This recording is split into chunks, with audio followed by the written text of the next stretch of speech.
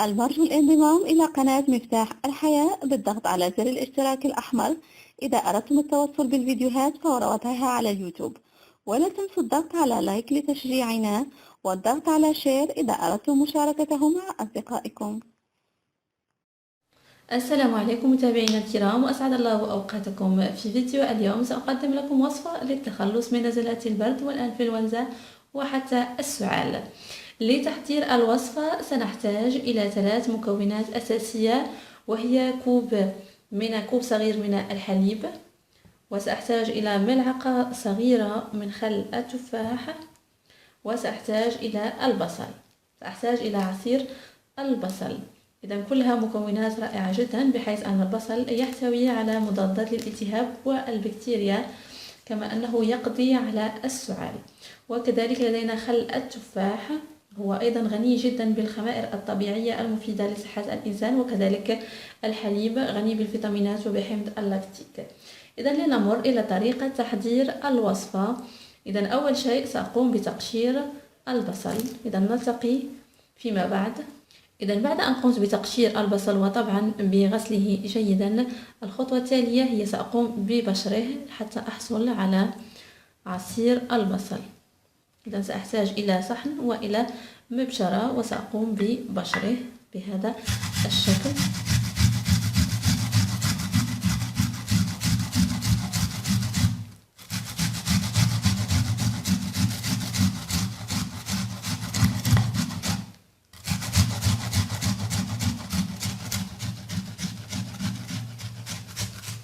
إذا بعد أن قمت ببشر البصل حصلت على هذا المحكوك، وستلاحظون أن ماء البصل بدأ يستخرج شيئا فشيئا. يمكنكم اعتماد طريقة أخرى للحصول على عصير البصل. إذا هذا هو عصير البصل. إذا سأخذ مقدار ملعقتين كبيرتين منه. إذا بعد أن قمنا كذلك بتدفئة الحليب، لدينا حليب دافئ، سأضيف إليه ملعقتين كما قلت من عصير البصل. إذن الملعقة الثانية، ثم سأضيف إليه مقدار ملعقة صغيرة من خل التفاح.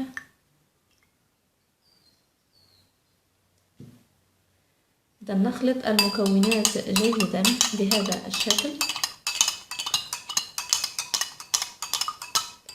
للحصول على مشروب متجانس. إذا يؤخذ هذا المشروب مرة واحدة قبل النوم، كل يوم يؤخذ قبل النوم بهذا المقدار، وتداومون عليه حتى تختفي أعراض الإنفلونزا والسعال. هو فعال جدا، كما أنه ينشط الجسم ويقوي المناعة، علاوة على أنه مضاد للالتهابات.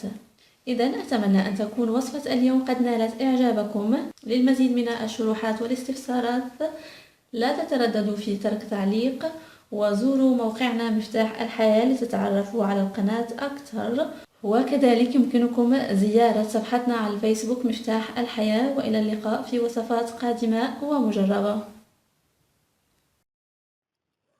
المرجو الانضمام إلى قناة مفتاح الحياة بالضغط على زر الاشتراك الأحمر إذا أردتم التوصل بالفيديوهات فور وضعها على اليوتيوب، ولا تنسوا الضغط على لايك لتشجيعنا والضغط على شير إذا أردتم مشاركته مع أصدقائكم.